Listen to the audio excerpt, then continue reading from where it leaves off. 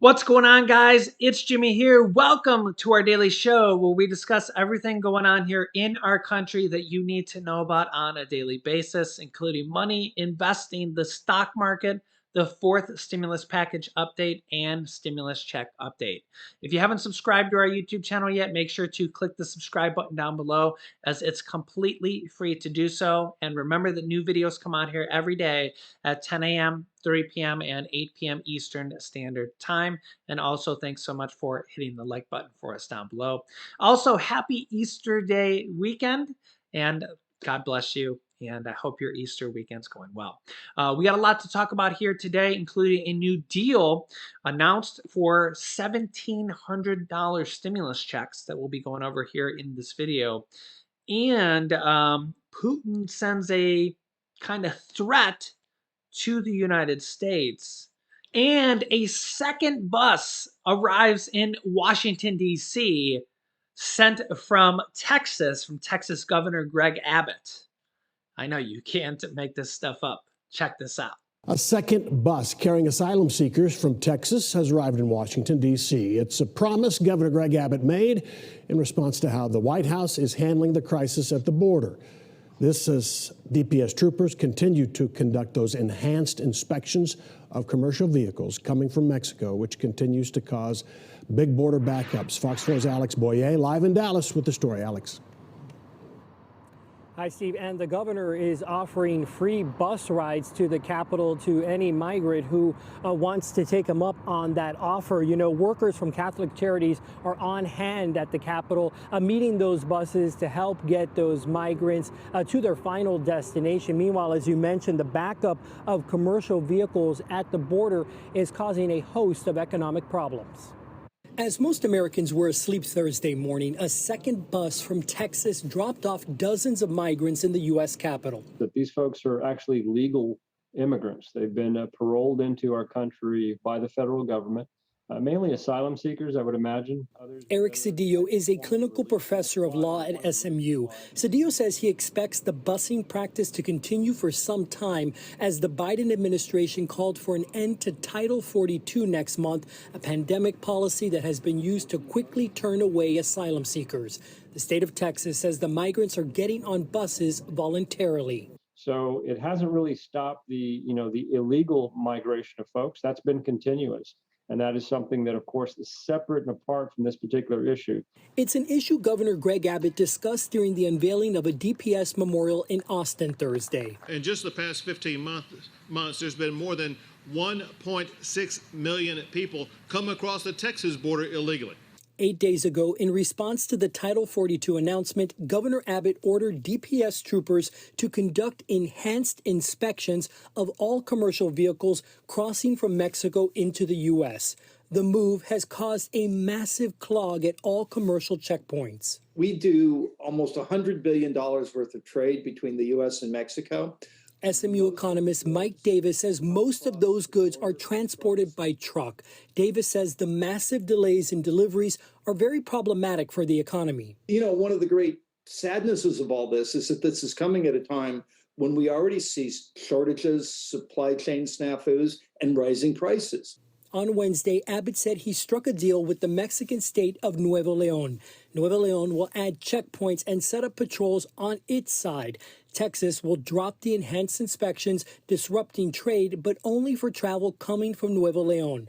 This bridge is just one of 13 commercial crossings connecting the U.S. and Mexico. You know, what is left in the stores is going to be really expensive. And right now, consumers don't need higher food prices. And as we speak, Texas Governor Greg Abbott is holding a news conference with the governor of the Mexican state of Chihuahua. Presumably, we understand that there could be some new deal reached with that state involving those DPS inspections. It's worth noting that a deal would impact El Paso and its 4 international bridges. We, of course, will keep you posted. Yeah, so let me know your thoughts here on the Texas governor sending these migrants, or some of them, to Washington, D.C.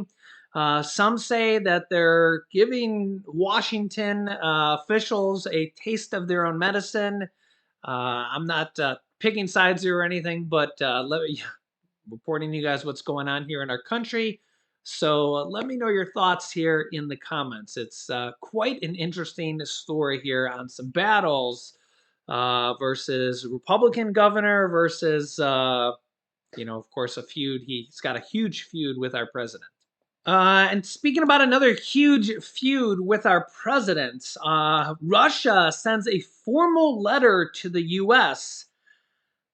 saying to stop arming Ukraine. Yeah, check this out.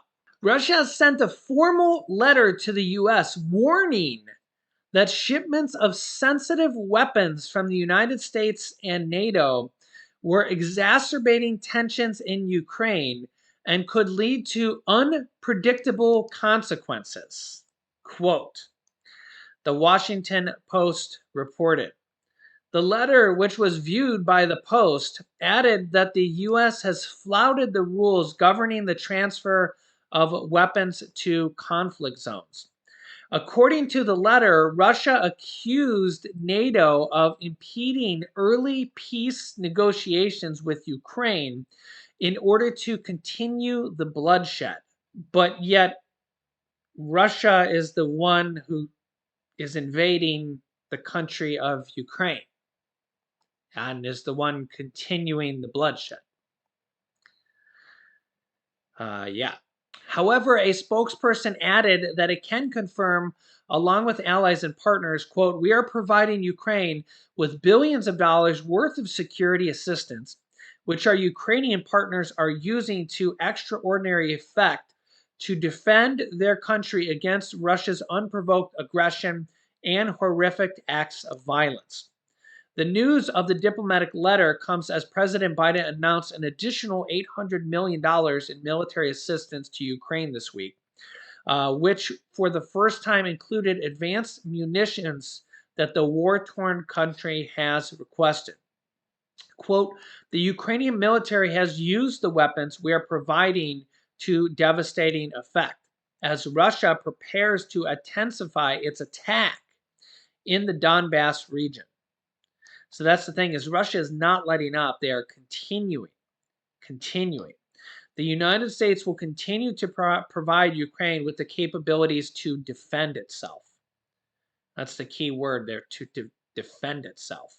The most recent round of U.S. security assistance includes a mixture of arms and other supplies that Washington has already provided Kyiv, as well as new capabilities that had not been previously sent over, including 11 Mi-17 helicopters, 300 Switchblade drones that can actually drop small-ish bombs on tanks and such, 200 M113 armored personnel carriers, 18 howitzers and 40,000 artillery rounds, 10 counter-artillery radars, 500 Javelin missiles, unmanned coastal defense vessels, and protective equipment in the event of a chemical or biological weapon attacks, which Russia has already been accused of doing here already.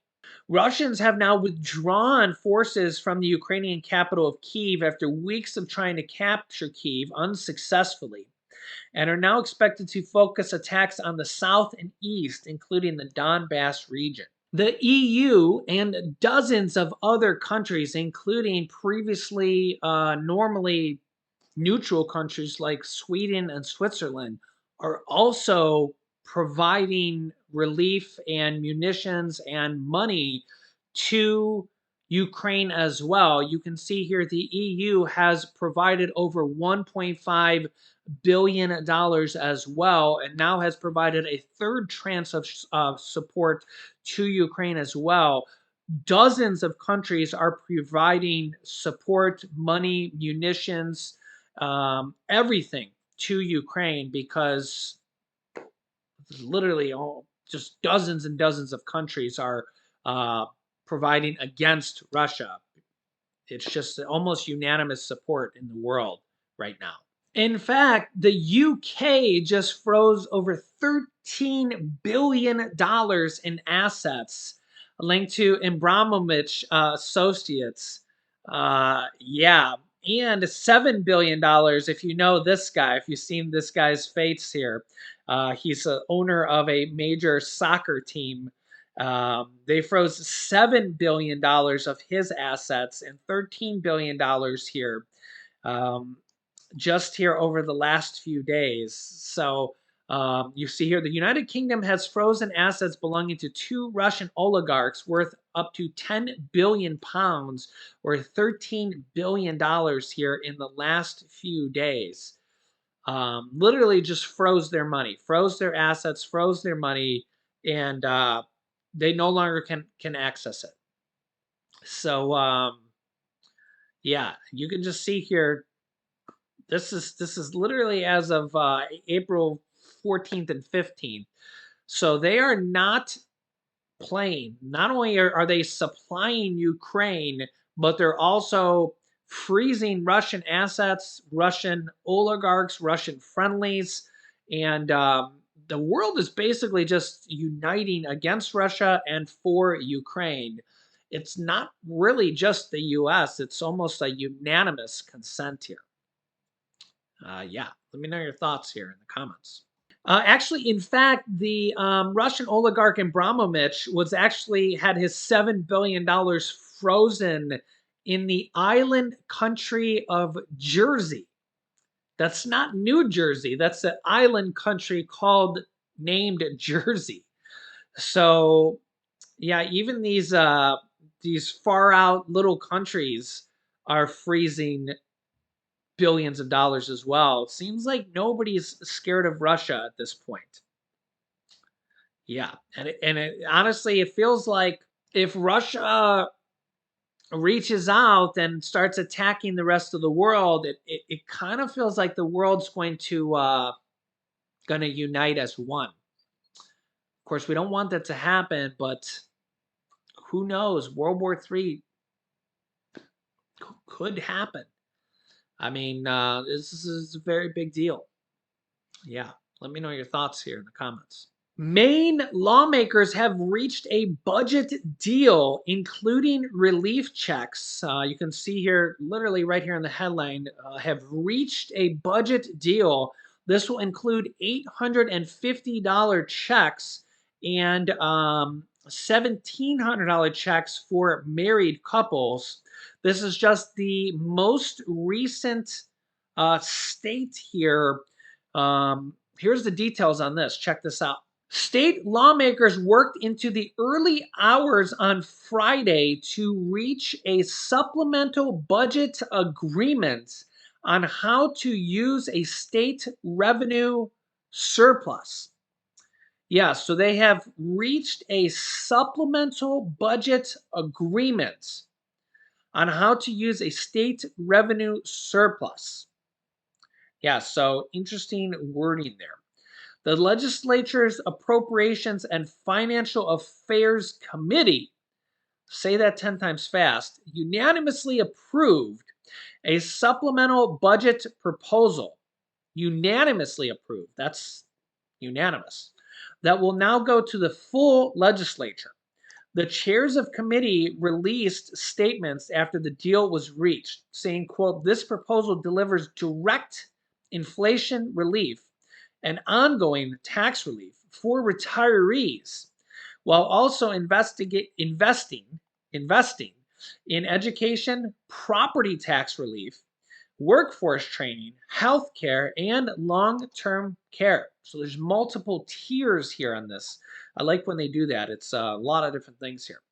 It also takes historic steps to help farmers address the PFAS crisis, which is long overdue.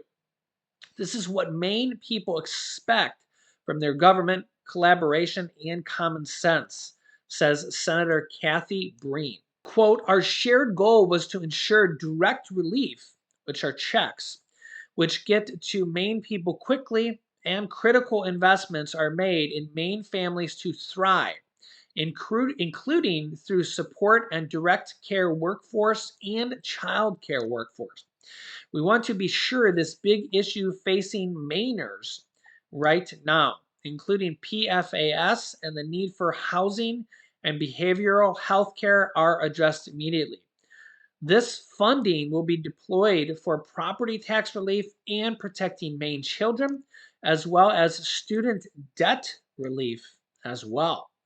We found common ground on every item in this budget. Wow. The budget includes $850 relief checks to more than 850,000 Mainers. Wow. To get the check, you must be a full-time resident of the state and file a 2021 Maine income tax return. So that would be per person. So if you are two people, if you're married filing jointly, that would be $1,700 in stimulus checks. That is a very, very nice amount. $1,700 from a state check. That's a lot. That's a lot. Yeah, definitely. Mainers will qualify if they make up to $100,000 if filing single, or make up to $150,000 if filing as head of household, or make up to $200,000 for couples filing jointly. So a lot of people should qualify that. Like it said, almost a million people here for the state of Maine. It will also have support for older Mainers, ongoing income tax relief for retired Mainers, fixes to issues with public employee pensions, funds for Maine veteran homes in Caribou and Machias, probably saying that wrong, investing for nursing home, residential care facilities, and other providers so those in need of long-term care can get what they need close to home. Supports cost of living adjustments and increased rate to support wages of at least 125% for direct care workers in long-term care. Invest $25 million in Maine hospitals to keep those facilities open. Reduces the wait list for in-home and community support for older Mainers and adults. Also has tax relief for supplemental budgets, permanently expanding property tax fairness credit to give eligibility working families and older Mainers relief on property tax or rent. The maximum benefit is $1,000 each year for those under 65 and $1,500 for those over 65. So there could be, from what you can see here, an additional $1,000 each year for under 65 for property tax owners and $1,500 for those over 65 in addition, as you can see here, right here on the screen. It also increases the earned income tax credit, which is for low and middle low income earners. You have to file a tax return to do that, to help 100,000 Maine families. Yeah, a lot of different things here in this bill. I also want to say here, as I've mentioned before, speak with someone who knows your tax situation, a friend or family member. You can even walk into H&R Block and just ask for some friendly advice, some free advice or something like that. Or you can go to go to Google and Google something like IRS free tax advice, and you can go to the IRS website. Make sure to click on the IRS website.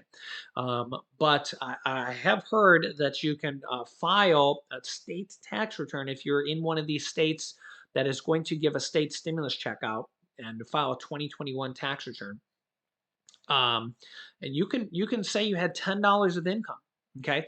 And but again, you need to talk to somebody who knows your specific tax return, because I'm talking to thousands and thousands of people here every video, so I don't know your specific situation. You may or may not, because again, I don't know everybody. I'm talking to thousands and millions of people here on this video. But if you don't normally file a state tax return, you may want to get, if you are going to be from a state that is going to require a state tax return to get your stimulus check. Okay, so keep that in mind. But it depends on your specific situation. So that's why you probably need to talk to somebody that would know your specific situation. But I know some people have went ahead and filed a tax return and said, I made $10 from selling an item at a garage sale, and that was my income, my earned income for the year. Okay, so keep that in mind. So or something else similar like that, or something like that. And then they were able to get their stimulus check. And there's also the earned income tax credit, also known as the adult tax credit, where you can get up to 6,900 um, back from the government for low and middle low income earners. Okay, it's for low income people. Okay, and I have a video showing you how to get that, and I'll link you to that video here in a moment. Make sure to subscribe down to our channel. It's completely free to do so, so you don't miss out on helpful videos like this. I'm going to keep you up to date here on all the states. There's a snowball effect going on right now. More and more states are announcing stimulus checks. We have New York, California, Indiana, Illinois. I can't even keep up with all the states that have announced them here. Pennsylvania has a $2,000 one. Just watch the videos because literally on a daily basis, there's more and more states that are doing them here on a daily basis. So I'm going to keep you up to date here, but there's a snowball effect because other states are not going to want to miss out because their governors are up for reelection, their senators are up for reelection, their House of Representatives are up for reelection. They all have billions of dollars here, and I feel like they're going to get voted out if they don't use this money to help out their residents. So make sure to subscribe down below. It's completely free to do so. New videos come out here every day at 10 a.m., 3 p.m., and 8 p.m. Eastern Standard Time. You can click here to watch my newest video next. And this video is about the $6,900 that low and middle low income individuals can claim from the IRS, also known as the Earned Income Tax Credit or the Adult Tax Credit. So click on one of those videos next. Thanks for watching, guys, and I'll see you in the next video.